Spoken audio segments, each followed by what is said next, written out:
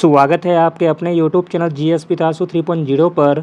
Bihar state class 9 to 10 SST के लिए set practice कराया जा रहा है, जिसमें कि आज हम लोग सेट नंबर 6 को लगाने वाले हैं।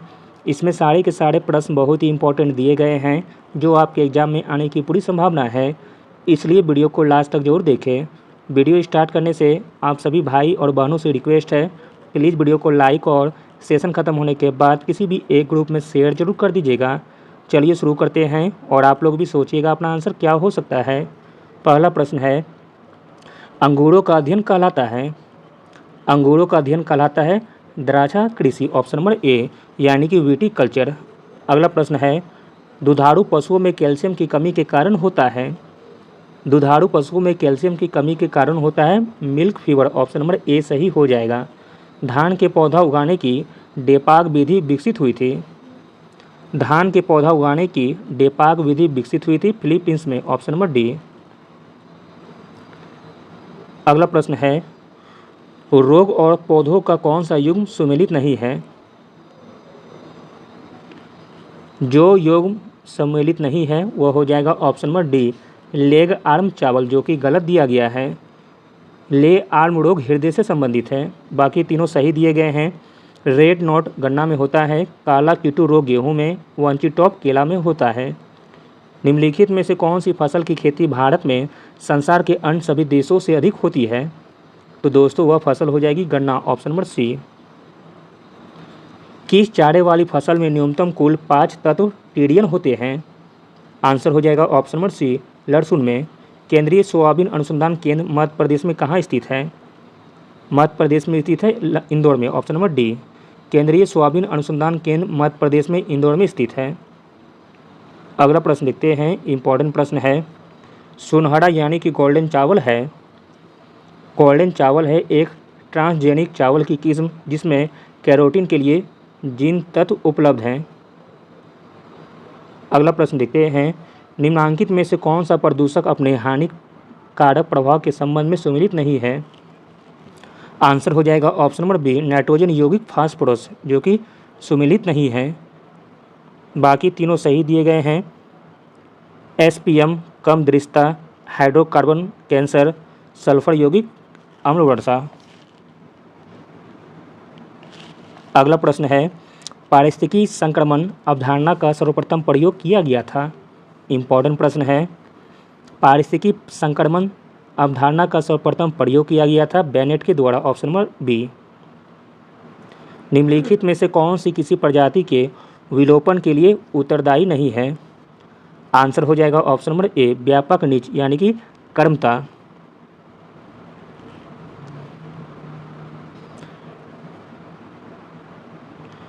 अगला प्रश्न देखते हैं, खास श्रृंखला में किस प्रदूषण का दीर्घकालिक सांद्रण सीएनएस सिंड्रोम रोग जिसमें कोमा तथा मृत्यु होती है डैश के लिए उत्तरदायी है। आंसर हो जाएगा ऑप्शन नंबर बी, सीसा प्रदूषण।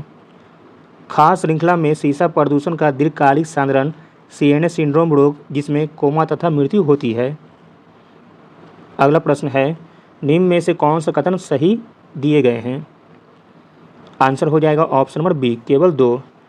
यूट्रोफिकेशन के साथ जल का पोषण संवर्धन संबंध है।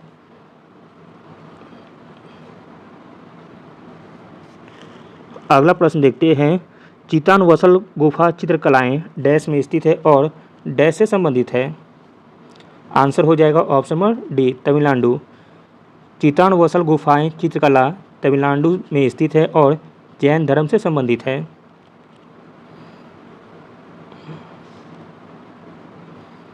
अगला प्रश्न देखते हैं, भारत के पड़ोस में घोड़े की नाल जैसे आकार वाली मूंगे का द्वीप समूह स्थित है। आंसर है ऑप्शन नंबर सी, लक्षद्वीप में।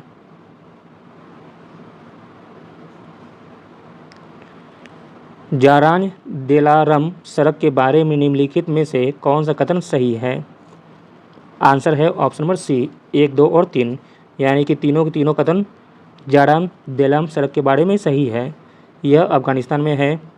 इसे सीमा सड़क संगठन द्वारा बनाया गया है। इससे अफगानिस्तान के यातायात और व्यापार में वृद्धि होता है। लंबी पूंछ वाले मकाक बंदर कहाँ पाए जाते हैं। इम्पोर्टेंट प्रश्न है। लंबी पूंछ वाले मक्काक बंदर पाए जाते हैं सान घाटी यानी कि केरल में। अगला प्रश्न देखते हैं, गुआम द्वीप पर किस देश का प्रशासनिक नियंत्रण है? गुआम द्वीप पर जिस देश का प्रशासनिक नियंत्रण है वह हो जाएगा अमेरिका, ऑप्शन नंबर बी। गरीबों की कथकली किस नृत्य को कहा जाता है? गरीबों की कथकली कहा जाता है ओटल तुल को, ऑप्शन नंबर सी सही हो जाएगा। निम्नलिखित युग्मों में से कौन सा सुमिलित नहीं है? जो सही सुमिलित नहीं है वह हो जाएगा ऑप्शन नंबर डी, सान घाटी आंदोलन बाबा आमटे, जो कि गलत दिया गया है। बाकी तीनों के तीनों सही दिए गए हैं। अपीको आंदोलन पी हेगड़े से संबंधित है। चिपको आंदोलन एस एल बहुगुणा से संबंधित है। नर्मदा बचाओ आंदोलन मेधा पाटकर से संबंधित है। जर्मन साम्राज्य की स्थापना किसने की थी? जर्मन साम्राज्य की स्थापना की गई थी काउंट बिस्मार्क के द्वारा। निम्नलिखित देशों में से कौन सा आसियान का सदस्य नहीं है? आसियान का सदस्य नहीं है वह हो जाएगा भारत। भारत भारती के लेखक कौन थे? भारत भारती के लेखक थे मैथिलीशरण गुप्त, ऑप्शन नंबर ए सही हो जाएगा। अगला प्रश्न देखते हैं, कन्फ्यूशियस कौन था? तो दोस्तों कन्फ्यूशियस था एक चीनी दार्शनिक, option number B. Golden Rock pagoda किस देश में है? गोल्डन रॉक पैगोडा स्थित है म्यांमार में। किसने कहा था मैं ही राज हूँ? मैं ही राज हूँ यह कहा गया था लुई 14वां के द्वारा, ऑप्शन नंबर ए सही हो जाएगा। भारतीय वन अधिनियम पारित हुआ था। भारतीय वन अधिनियम पारित हुआ था 1865 में। मीन कैम्प का लेखक कौन था? मीन कैम्प का लेखक था Adolf Hitler, option number A. V I Lenin का संबंध किससे है? प्रश्न इंपॉर्टेंट है। वी आई लेनिन का संबंध है वर्ष 1917 की रूसी क्रांति से। डोंग सियाओपिंग किस देश की साम्यवादी आंदोलन का नेता था? आंसर हो जाएगा ऑप्शन नंबर सी, चीन का। द्वितीय विश्व युद्ध किस वर्ष समाप्त हुआ? द्वितीय विश्व युद्ध समाप्त हुआ था वर्ष 1945 में, ऑप्शन नंबर बी सही हो जाएगा। अकबर ने अजमेर स्थित शेख मोइनुद्दीन चिश्ती का दरगाह की यात्रा की थी। आंसर है ऑप्शन नंबर बी, 1562 ईस्वी में।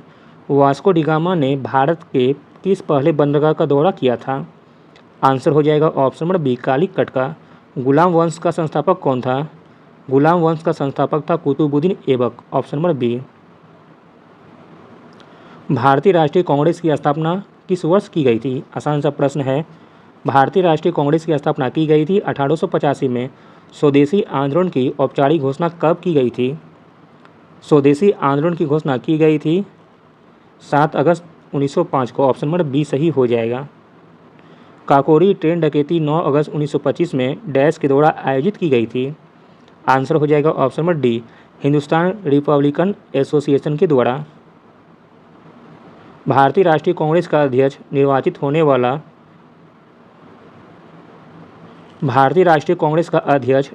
होने वाला पहला यूरोपीय कौन था? आंसर हो जाएगा option number B, George Yule. किस काल में भारत में मजदूर आंदोलन पर कम्युनिस्ट विचारधारा का प्रभाव पड़ा? तो दोस्तों वह वर्ष हो जाएगा वर्ष 1924-34 में। भारत में मजदूर आंदोलन पर कम्युनिस्ट विचारधारा का प्रभाव पड़ा था 1924-34 में। निम्नलिखित पर विचार कीजिए। उपरोक्त गांधीवादी आंदोलन का सही कालानुक्रम क्या है? आंसर हो जाएगा ऑप्शन नंबर ए, पहले हो जाएगा चंपारण आंदोलन, फिर इसके बाद हो जाएगा अहमदाबाद मिल हड़ताल 1918, फिर हो जाएगा खेड़ा आंदोलन 1918, देन रोलेट एक्ट 1919। इनमें से कौन अलीपुर बम षड्यंत्र में शामिल था? अलीपुर बम षड्यंत्र में शामिल था अरविंद घोष। राष्ट्रीय कांग्रेस कार्य समिति ने 14 जुलाई 1942 को भारत छोड़ो नामक आंदोलन का अनुमोदन कहाँ किया था? आंसर हो जाएगा ऑप्शन नंबर ए, वर्धा में। निम्नलिखित में से कौन सी जोड़ी सही है? जो जोड़ी सही है वह हो जाएगा option number A, Chelmsford Rowlatt Act. Mahatma Gandhi द्वारा भारत छोड़ो आंदोलन का प्रारंभ डैश में किया गया था। आंसर हो जाएगा ऑप्शन नंबर बी, वर्ष 1942 में। निम्न में से किस यूरोपीय जाति को इंडोनेशिया में प्रभुत्व जमाने के लिए सफलता मिली थी? तो दोस्तों वह यूरोपीय जाति थी डच, ऑप्शन नंबर डी सही हो जाएगा। 7 दिसंबर 1941 ईस्वी को किस घटना ने अमेरिका को द्वितीय विश्व युद्ध में शामिल कर दिया? तो दोस्तों वह घटना थी पर्ल हार्बर पर जापानी सैनिक हमला। गुटनिरपेक्ष आंदोलन का पहला शिखर सम्मेलन कब और कहाँ आयोजित किया गया था? गुटनिरपेक्ष आंदोलन का पहला शिखर सम्मेलन आयोजित किया गया था बेलग्रेड 1961 में। ऑप्शन नंबर सी सही हो जाएगा। भारत में ग्रांड ट्रंक रोड किसके शासनकाल में बनाए गए थे? भारत में ग्रांड ट्रंक रोड जिसके शासनकाल में बनाए गए थे वो हो जाएगा शेरशाह सूरी। हुमायूंनामा की रचना किसने की थी? हुमायूंनामा की रचना की गई थी गुलबदन बेगम के द्वारा। गौतम बुद्ध का जन्म 563 बीसी में कहाँ हुआ था? गौतम बुद्ध का जन्म हुआ था 563 ईस्वी में लुम्बिनी में। ऑप्शन नंबर डी सही हो जाएगा। कवि कालिदास किसके दरबारी राजकवि थे? आंसर हो जाएगा option number D Chandragupta Vikramaditya का। भारतीय विश्वविद्यालय अधिनियम 1904 किस वायसराय के प्रभुत्व में पारित किया गया था? आंसर है option number B Lord Curzon के शासनकाल में। 1919 अधिनियम में द्विशासन धारणा को जिस व्यक्ति ने परिचित कराया था वो थे, तो दोस्तों वो थे मॉन्टेग्यू। ऑप्शन नंबर ए सही हो जाएगा। 13 अप्रैल 1919 ईस्वी में जलियांवाला बाग हत्याकांड कहाँ पर हुआ था? आंसर है ऑप्शन नंबर ए अमृतसर में। नमक सत्याग्रह किस सन में प्रारंभ हुआ था? आंसर है ऑप्शन नंबर ए 1930 में। संविधान के किस अनुच्छेद में यह व्यवस्था की गई है कि प्रत्येक राज्य शिक्षा के प्राथमिक स्तर पर मातृभाषा में शिक्षा की पर्याप्त सुविधाओं को व्यवस्था करने का प्रयास करेगा? आंसर है ऑप्शन नंबर सी अनुच्छेद 350 का क में। सरकारिया आयोग की सिफारिशों का संबंध है। सरकारिया आयोग की सिफारिशों का संबंध है केंद्र और राज्यों के बीच संबंधों में। अगला प्रश्न देखते हैं, प्रथम महिला लोकसभा स्पीकर कौन थी? प्रथम महिला लोकसभा स्पीकर थी मीरा कुमार। अक्टूबर 1959 में पंचायती राज भारत में सर्वप्रथम आरंभ किया गया था।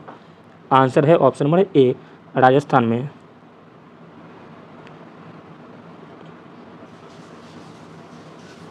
अगला प्रश्न देखते हैं, किसने कहा संविधान के बिना सरकार अधिकार बिना शक्ति के समान है? तो दोस्तों इसे कहने वाले थे थॉमस पेन। थॉमस पेन ने कहा था संविधान के बिना सरकार अधिकार बिना शक्ति के समान है। भारतीय संविधान के अंतर्गत कितने प्रकार के आपातकाल होता है? आंसर है ऑप्शन नंबर सी 3 प्रकार का। न्यायिक पुनर्विलोकन की व्यवस्था है। न्यायिक पुनर्विलोकन की व्यवस्था है भारत और यूएसए में। निम्नलिखित में से कौन कौटिल्य के राज का अंग नहीं है? जो कौटिल्य के राज का अंग नहीं है वह है वन व्यवस्था। Option number C. निम्नलिखित में से किसने नौकरशाही को महाद्वीपीय उपद्रव बताया था? तो दोस्तों इसे बताने वाले थे थॉमस कार्लाइल। किसने नौकरशाही को महाद्वीपीय उपद्रव बताया था? तो थॉमस कार्लाइल ने। भारत के उपराष्ट्रपति को परिचित करने का प्रस्ताव प्रस्तावित किया जा सकता है। आंसर है ऑप्शन नंबर डी केवल राज्यसभा में। न्यायिक पुनर्विलोकन की व्यवस्था है। न्यायिक पुनर्विलोकन की व्यवस्था है भारत और यूएसए में। संसद राज्य सूची के विषय में संबंध में कानून बना सकती है। आंसर है ऑप्शन नंबर बी राज्य के राज्यपाल की संस्तुति के। भारत में आर्थिक उदारीकरण शुरू हुआ था। भारत में आर्थिक उदारीकरण शुरू हुआ था औद्योगिक लाइसेंस नीति में वास्तविक बदलाव के साथ तथा प्रत्यक्ष विदेशी पूंजी निवेश में कार्यावधिक औपचारिकता दूर करने के साथ। ए और सी दोनों हो जाएगा आंसर। गत दशक में भारत निम्नलिखित क्षेत्रों में से किसने सबसे अधिक सीधा विदेशी निवेश अंतर्वाह आकर्षित किया है? आंसर हो जाएगा ऑप्शन नंबर बी सेवा क्षेत्र में। वैश्विक वित्तीय स्थिरता रिपोर्ट किसके द्वारा तैयार की जाती है? आंसर हो जाएगा ऑप्शन नंबर बी अंतर्राष्ट्रीय मुद्रा कोष के द्वारा यानी कि IMF के द्वारा। निम्नलिखित भारतीय बैंकों में से कौन सा एक राष्ट्रीयकृत बैंक नहीं है? जो बैंक राष्ट्रीयकृत नहीं है वो हो जाएगा ऑप्शन नंबर डी इनमें से कोई नहीं। अटल नव प्रवर्तन यानी कि इनोवेशन मिशन किसके अधीन स्थापित किया गया था? आंसर है ऑप्शन नंबर सी नीति आयोग के अधीन।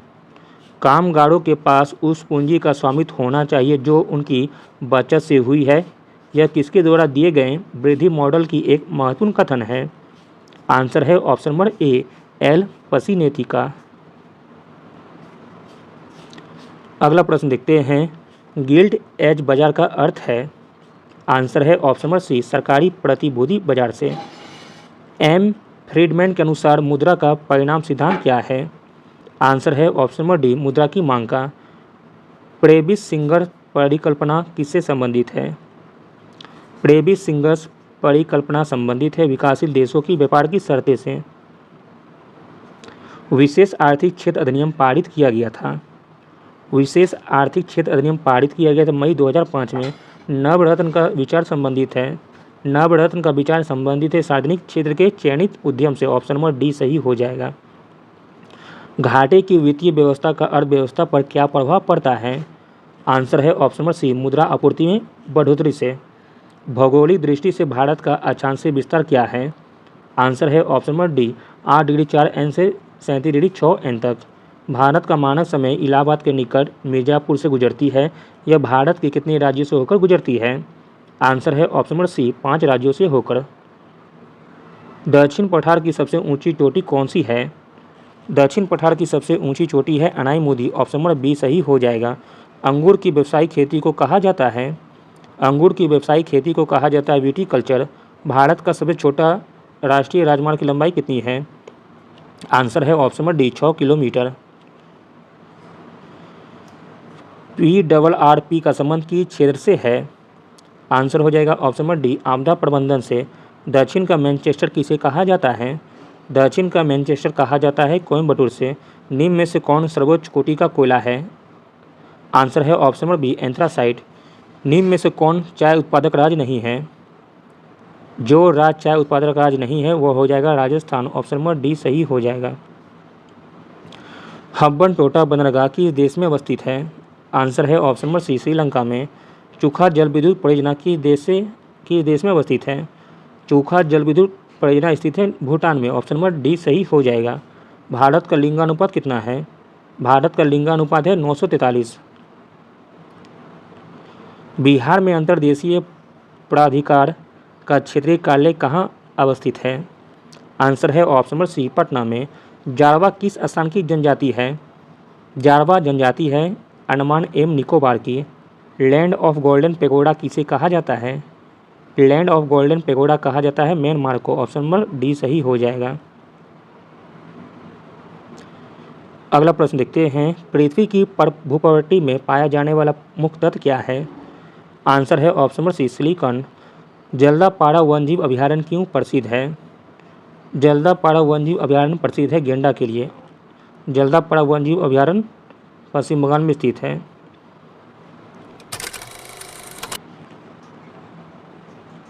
अगला प्रश्न देखते हैं। सुमेलित कीजिए। आपको सूची 1 को सूची 2 के साथ सुमेलित करना है। चलिए सुमेलित करते हैं। ए का मिलान हो जाएगा 4 से। WTO का हो जाएगा वर्ल्ड ट्रेड ऑर्गेनाइजेशन से। बी का मिलान हो जाएगा 2 से। CNG का कंप्रेस्ड नेचुरल गैस से। सी का मिलान हो जाएगा 1 से। SMS का शॉर्ट मैसेजिंग सर्विस से। तथा डी का मिलान हो जाएगा 3 से। रैम का हो जाएगा रैंडम एक्सेस मेमोरी।